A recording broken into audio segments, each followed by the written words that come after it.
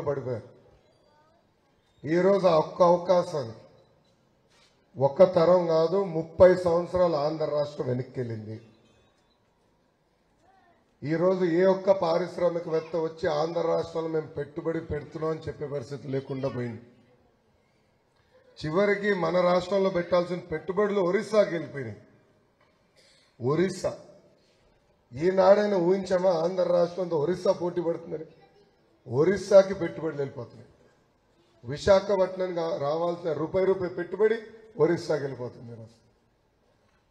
అమరావతి కానివ్వండి, ఇతర ప్రాంతాలకు రావాల్సిన పెట్టుబడులు హైదరాబాద్కి వెళ్తున్నాయి. రాయలసీమలో రావాల్సిన పెట్టుబడులు చెన్నై, బెంగళూరుకి వెళ్ళిపోతున్నాయి. దీనివల్ల నష్టపోయేది ఎవరు? మన పిల్లలు. అంటే శాశ్వతంగా ఉద్యోగాలు, ఉపాధి కావాలంటే పక్క రాష్ట్రాలకు వెళ్లాల్సిన పరిస్థితి మళ్ళీ వచ్చేసింది. ఈనాడు ఇలాంటి లేదు. బాబు గారు ముఖ్యమంత్రి ఉన్నప్పుడు పేపర్ తెరిస్తే రోజుకొక పరిశ్రమ కంపెనీ పెట్టుబడి వచ్చేది. ఈ ప్రభుత్వ అధికారులకు వచ్చిన తర్వాత పేపర్ తెరిస్తే మర్డర్లు, ఆత్మహత్యలు, గంజాయి. ఇదే న్యూస్ ఆంధ్ర రాష్ట్రం. అంటే ఏ స్థాయికి మనం దిగజారిపోయా ఒక్కసారి మనందరం ఆలోచించాల. పెద్దలు అన్నట్టు ఇది ఫస్ట్ కమ్యూనిటీ అమరావతి ప్రకటించిన తర్వాత ఏర్పడింది. అందరు ఆశతో వచ్చారు.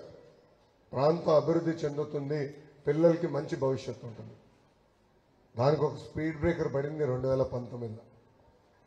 కనీసం ముఖ్యమంత్రి గారి ఇల్లు కరెక్ట్గా ఇక్కడ నుంచి 100 మీటర్ల దూరంలో పడలేదు. ఆయన నివసిస్తున్న ప్రాంతం చుట్టుపక్కల కూడా నీరు అందించలేకపోతున్నారు. ఆయన ఇంటి ముందర రోడ్ ఒక 10 సార్లు వేసి ఉంటారు తల్లి. అంటే ఆయన ఎప్పుడు బయటికి రాడు, వచ్చినప్పుడు చెట్టు నచ్చడం ఒకట, మళ్ళీ కొత్త చెట్టు తెస్తారు. అదేంటి నాకు అర్థం. అంటే చెట్టును మార్చేదని చూపించిన శ్రద్ధ.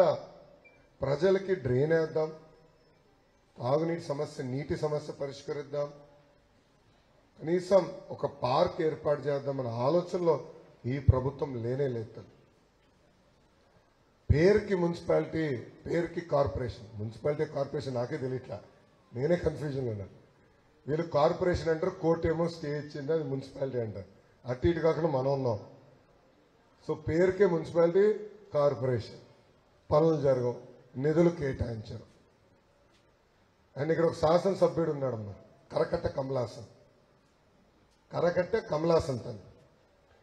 వాస్తవంగా ఆయన సినిమాలోకి వెళ్ళుంటే పవన్ అన్నకి బాలేబాబుతో పోటీ పడేవాడు. అంత అద్భుతంగా నటిస్తారు.